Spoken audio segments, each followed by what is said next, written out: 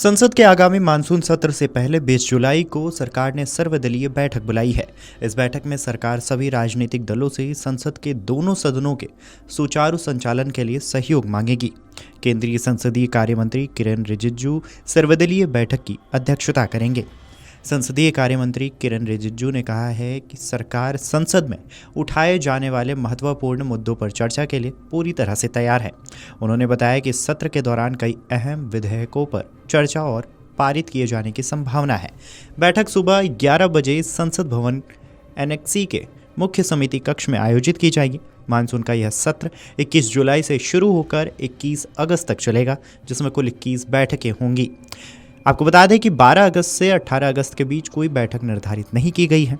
इस पारंपरिक सत्र पूर्व बैठक का उद्देश्य आगामी सत्र के दौरान दोनों सदनों लोकसभा और राज्यसभा के सुचारू और उत्पादन संचालन को सुनिश्चित करने के लिए सभी राजनीतिक दलों के बीच सहयोग और समन्वय को बढ़ावा देना है। संसद में सभी प्रमुख राजनीतिक दलों के सदन नेताओं को बैठक में भाग लेने के लिए आमंत्रित किया गया है।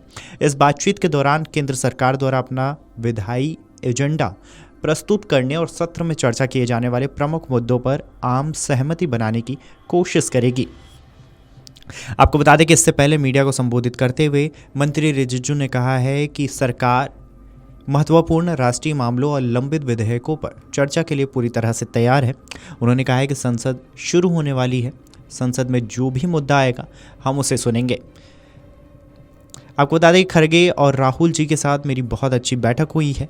मैं अन्य विपक्षी दलों के नेताओं के साथ नियमित बैठकें करता रहता हूं। एक संसदीय मंत्री होने के नाते सभी के साथ समन्वय बनाए रखना मेरी जिम्मेदारी है। हालांकि आपको बता दें कि संसद का मानसून सत्र 21 जुलाई से शुरू होकर 21 अगस्त तक चलेगा। इस दौरान 21 कुल बैठकें होंगी। माना जा रहा है कि सत्र के दौरान इस बार भी सत्ता पक्ष और विपक्ष के बीच टकराव की स्थिति बन सकती है। इस सत्र में 8 महत्वपूर्ण बिल लाने की तैयारी है। मोदी सरकार इस सत्र में नया आयकर विधेयक यानी कि इनकम टैक्स बिल पारित करने की कोशिश करेगी। यह विधेयक पिछले सत्र में पेश हुआ था और फिर संयुक्त संसदीय समिति को भेजा गया था। सरकार की तरफ से वित्त मंत्री ने फरवरी में संसद में बताया था कि नया विधेयक 1961 के आयकर अधिनियम की जटिलताओं को दूर करेगा और इसे आम लोगों के लिए समझना आसान बनाएगा। यदि यह विधेयक इस सत्र में पारित हो जाता है तो यह कानून 1 अप्रैल 2026 से प्रभावी होगा। तो वहीं दूसरी तरफ इस सत्र को लेकर सरकार को घेरने में विपक्ष अपनी तैयारी में जुटा है।